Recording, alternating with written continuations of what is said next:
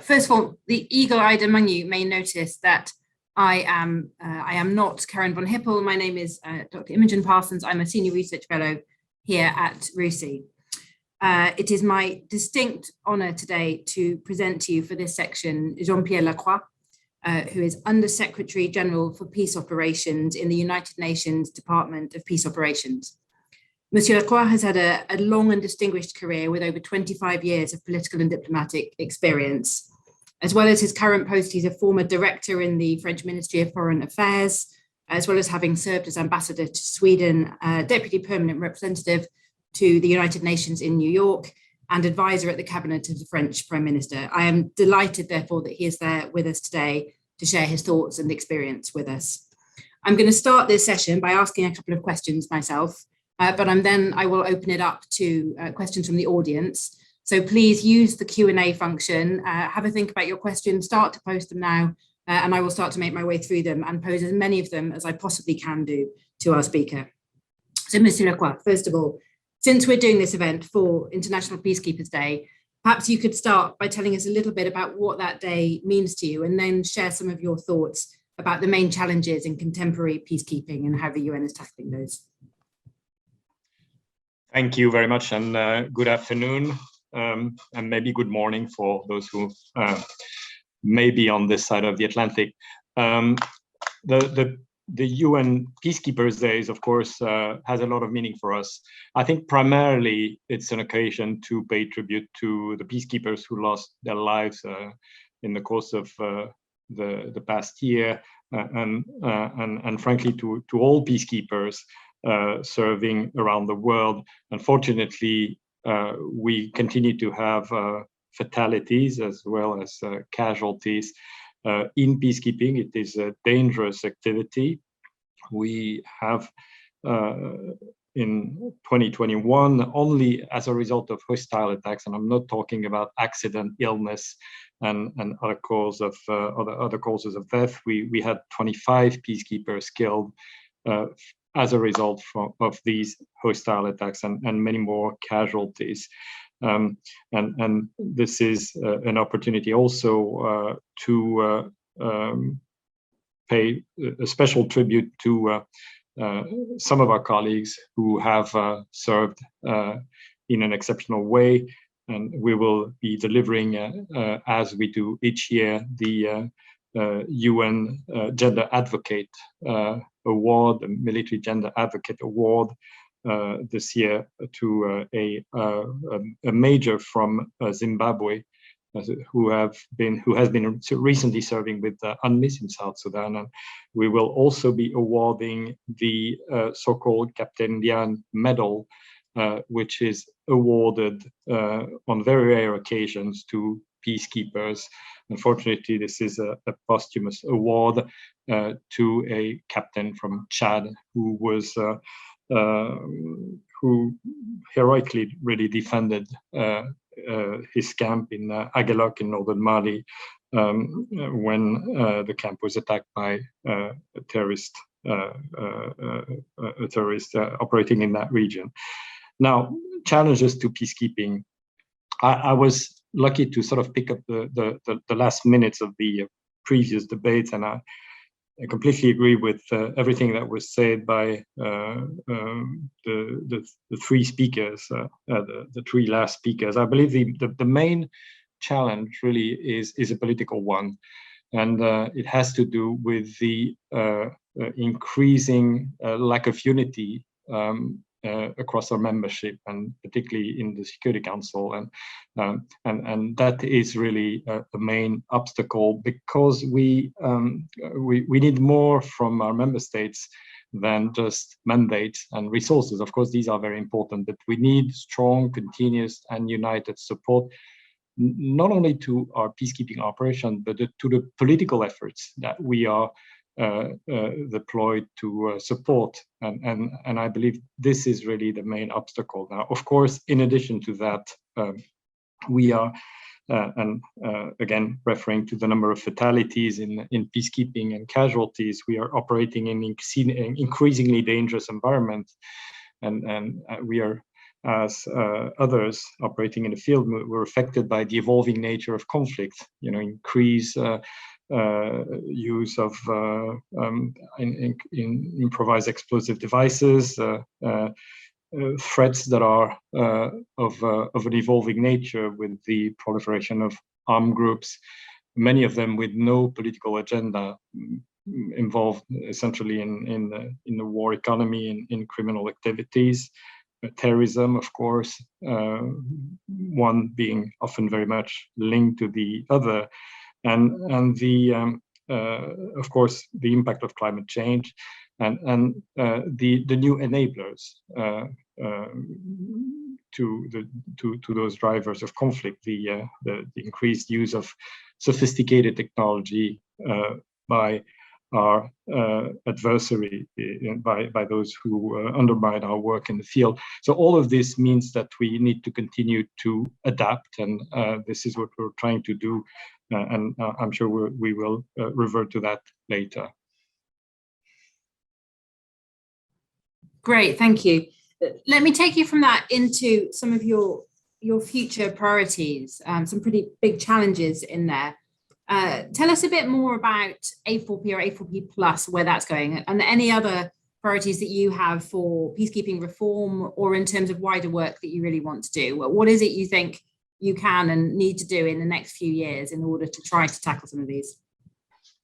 Right. Well, we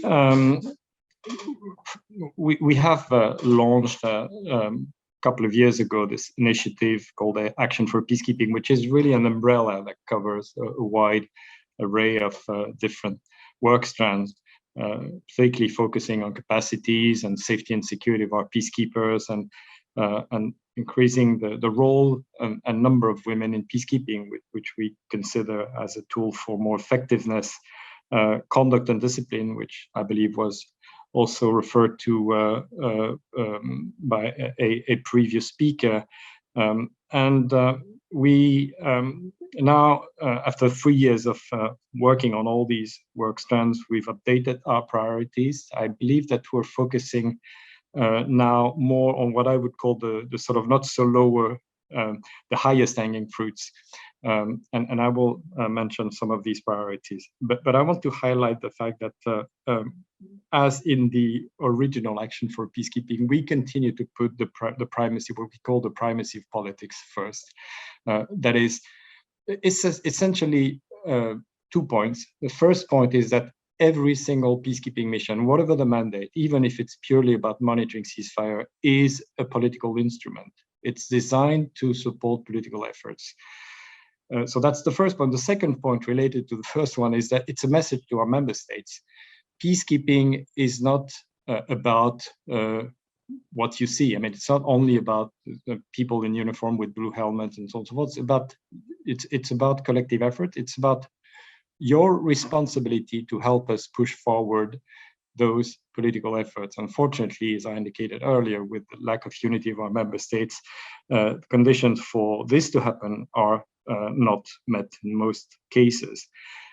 So that's the kind of first priority. We're under no illusion that there's much we can do about the lack of unity of our member state, but I think it's important to put these member states in front of their main responsibilities. But in addition to that, what we want to work more on moving forward is first what I would call integration. In other words, making sure that we work based on an integrated strategy, integrated planning, not only across the various components of a mission, particularly those multi-dimensional mission with the civilian, police, and military components, but also with partners in the field, the regional, sub-regional organization, and also the humanitarian actors who are so important.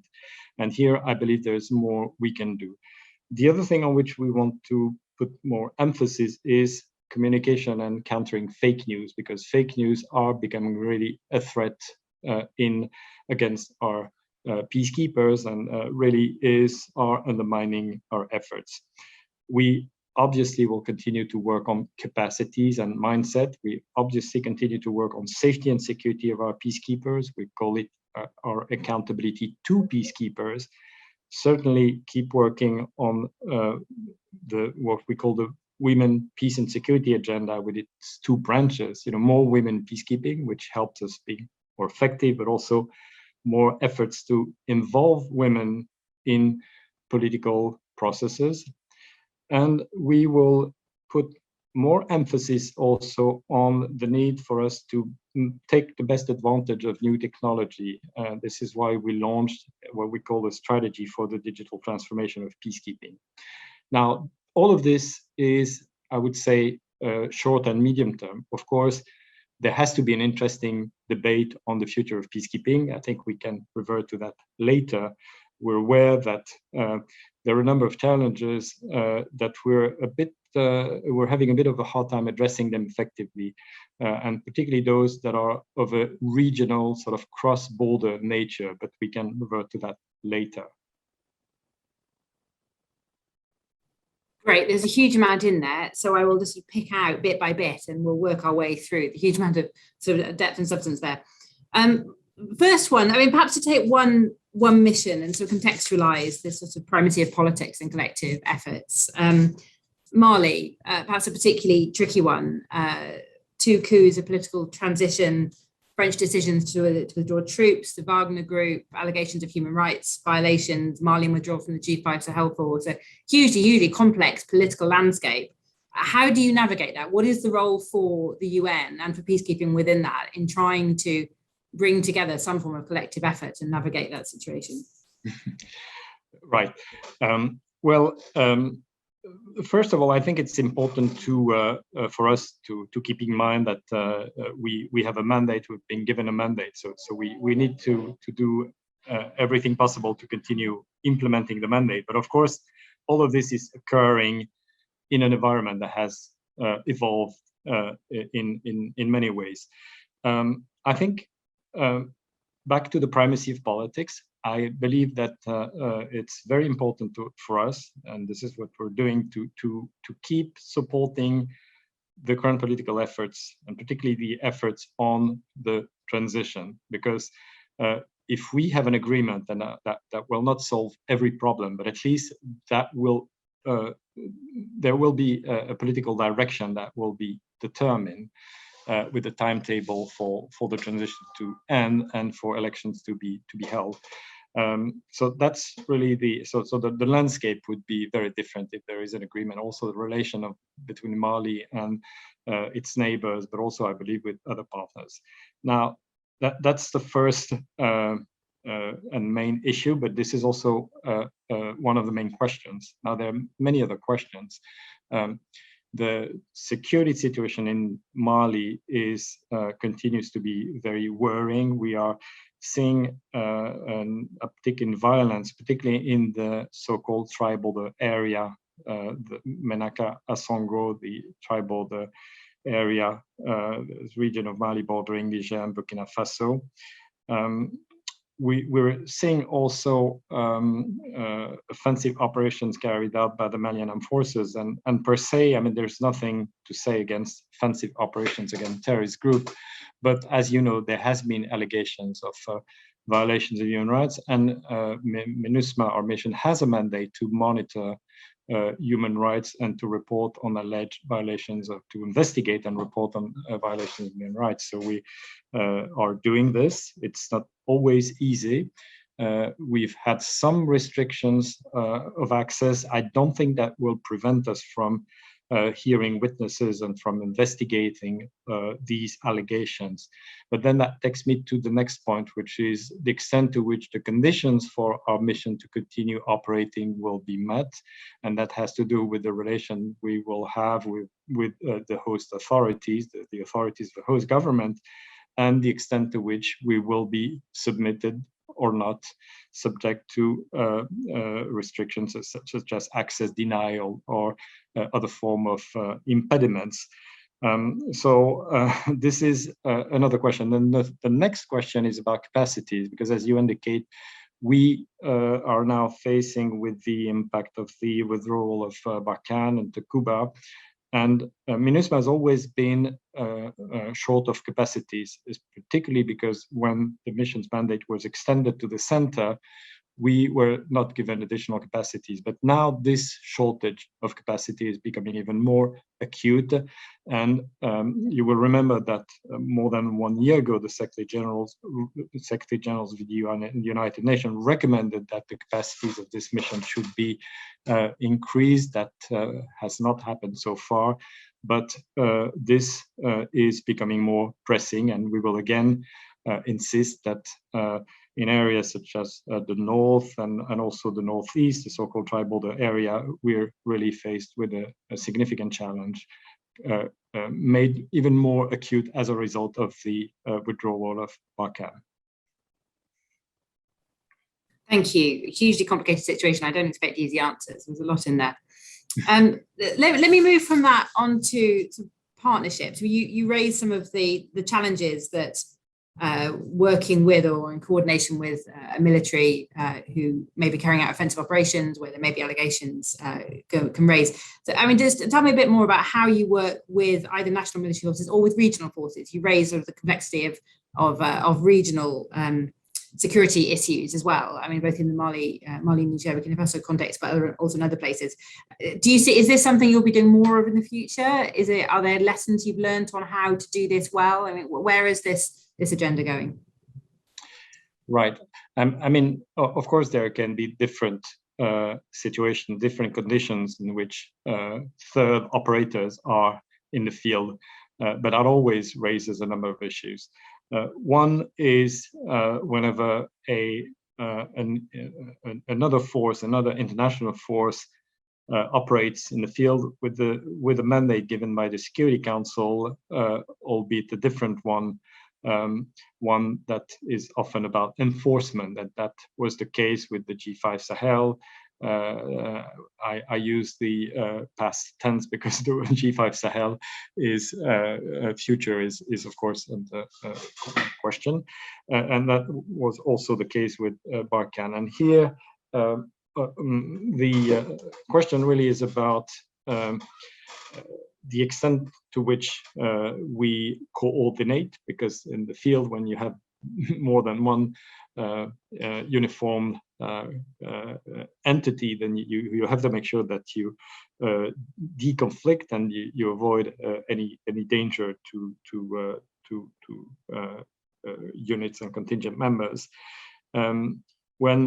So that's one thing. The other thing is that there can be mutual support, and this is what has been happening, particularly with Barkhane and Takuba. And I have to emphasize that the support goes both ways, particularly when it comes to medical evacuation and casualty evacuation. We have been doing those, and the other way around, and it can be also about in extremis support.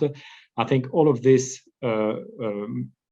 can be organized with good cooperation in the field, and whenever, as I say, there is all forces have a mandate from the Security Council, then you can proceed under the assumption that the overall political direction of all these under which we operate is the same. Now, of course, respect for human rights and international humanitarian law is absolutely critical.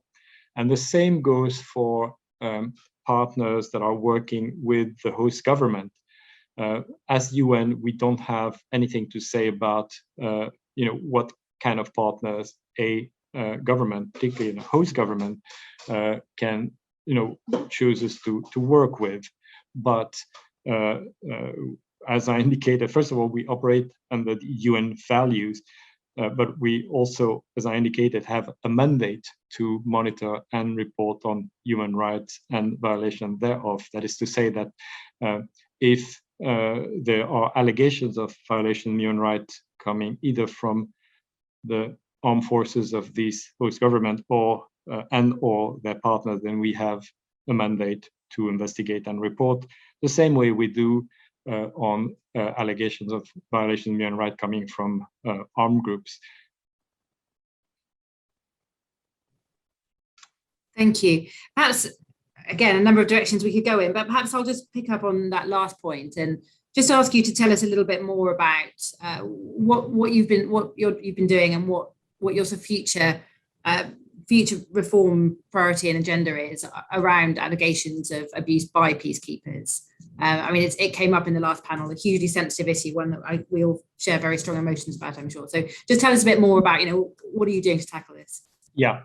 Well, I think we are, in a way, better equipped, but we're not where we should be. The couple of things that we did are as follows. First of all, we really raised the awareness and the interest of member states, particularly troop and police contributing countries, on that topic, and I believe that there's much greater awareness across our troop and police contributing countries. Many of them are much more swift, when it comes to reacting to an allegation. And one example that I have is that it used to take many months between the time an allegation came up and the time when a investigating team would be sent to the field by a troop contributing country or a police contributing country. And now it only takes a few days usually, and many contingents have their own sort of investigating team embedded in the contingents. We also we're better equipped when it comes to supporting the victims. We have those victim rights advocate in at least the biggest peacekeeping mission. I think this is also helpful. We have, I believe, a better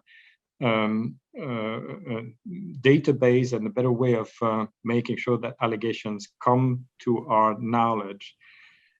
Now, we are also acting whenever we have allegations, and I think member states know that there are a number of contingents or part of contingents, or the whole of them, which have been brought back to their countries as a result of allegation of significantly documented, let's put it that way, allegations of abuses, SCA and other type of abuses.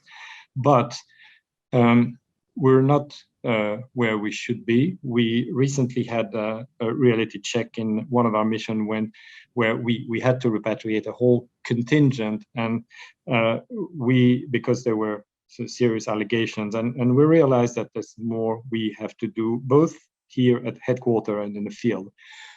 First, here we need to be more coordinated, and we need to have better equipped so that someone is empowered to go to the field on a regular basis and to sort of help us, the various departments that are responsible for for this fight against SCA and misconduct. And so that's one thing on which I believe the system will evolve here at headquarters. But in the field, a couple of lessons we learned as well. One of them is that it absolutely has to be a leadership thing. It cannot be delegated. Second, there has to be constant visit to the field, and even to the deep field and the really remote field. Some of the places where our peacekeepers are deployed are extremely isolated, but we need to avoid that isolation. Third thing is better support to those isolated units, because sometimes insufficient support raises or increases the risk of abuse. And then finally, of course, keep working on training, sensitization, and so on and so forth. Of course, more women in our contingents and at every single level makes a difference when it comes to preventing SCA and countering them. I have to add as well that there's something else we need.